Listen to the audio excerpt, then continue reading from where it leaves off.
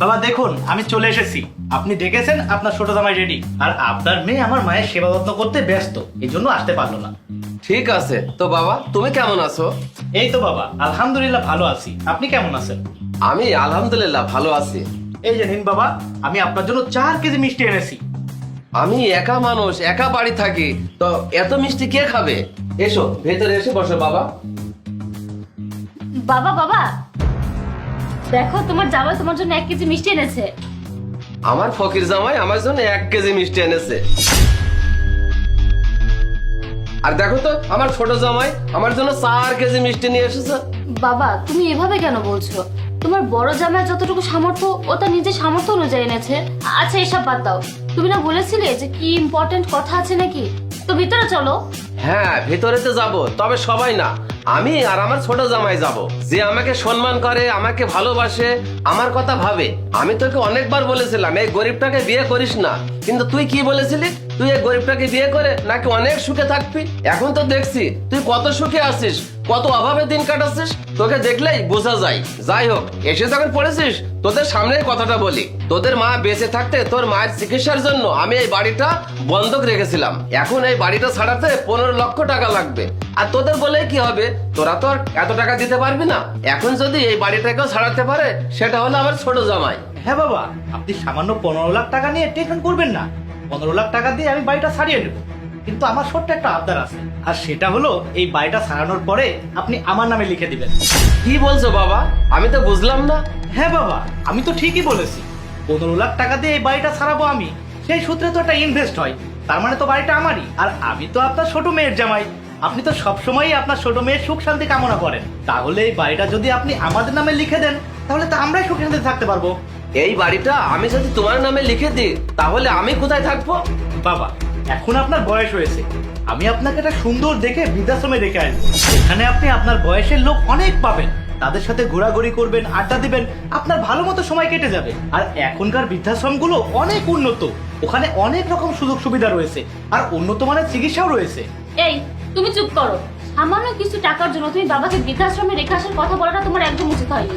চুপ কর তুই। তুই কি পারবি 15 লক্ষ টাকা দিয়ে এই বাড়িটা ছাড়াতে? তুই তো পারবি না, খালি বড় বড় কথা।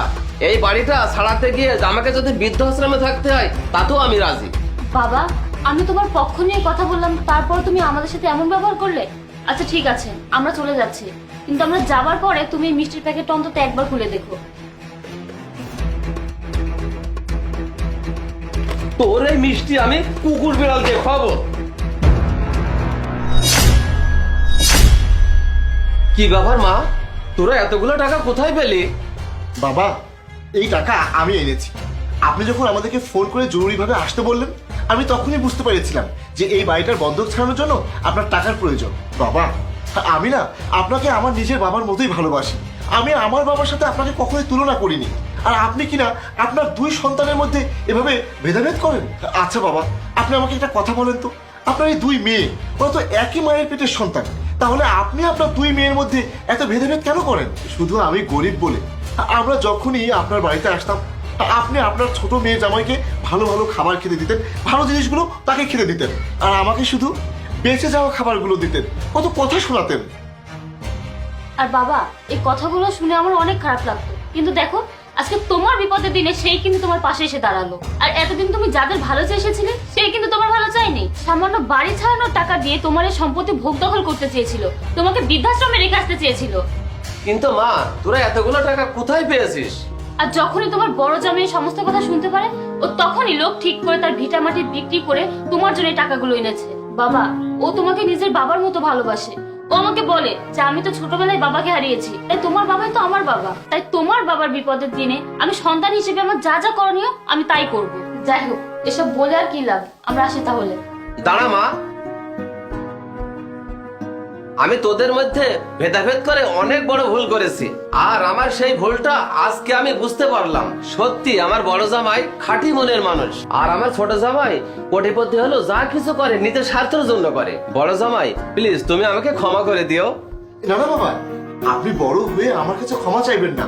বাবারা কখনো সন্তানের কাছে ক্ষমা চায় না। আপনি হয়তো আমাকে আপনার নিজের সন্তান মনে করেন না। আমি ছোটবেলায় আমার বাবাকে হারিয়েছি, আমি অনেক কষ্টে বড় হয়েছি। পরে আপনার মেয়েকে বিয়ে করে আমি আপনাদেরকেই আপন মনে করেছি। বাবা, মানুষ মাত্রই ভুল হয়, আর সেই ভুলটা আজকে আমি বুঝতে পেরেছি। বাবা, তুমি ভেতরে এসো, আমার বাড়িতে একটু বসো। না না বাবা, আমি আর এই বাড়ির ভিতরে ঢুকবো না। আর এই বাড়ি বন্ধক ছাড়ানোর চিন্তা করবেন না, সেই টাকা আমি ব্যবস্থা করে দিয়েছি। আর আপনার মেয়ের কোনো বাধা নেই, ও যখন খুশি ও তখন এই বাড়িতে আসতে পারবে। আর আমাদের নতুন ভাড়া বাসার ঠিকানা আমি আপনাকে দিয়ে দেবো। আপনি যখন ইচ্ছে তখন আপনি গিয়ে আপনার মেয়েকে দেখে আসতে পারবেন, কোনো সমস্যা নেই। আর বাবা, যাওয়ার আগে তোমাকে একটা কথা বলে যাই। তুমি এতদিন যাকে তাচ্ছিল্য মনে করেছিলে, আজ তোমার বিপদের দিনে সেই কিন্তু তোমার পাশে দাঁড়িয়েছে। আর তুমি যাকে তোমার সবটুকু উজাড় করে দিয়েছিলে, সেই কিন্তু তোমার বিপদের দিনে তোমার সুযোগ নিল। আর একটা কথা সবসময় মনে রাখবে বাবা, শুধু ভোগেই না, ত্যাগেই আসল সুখ।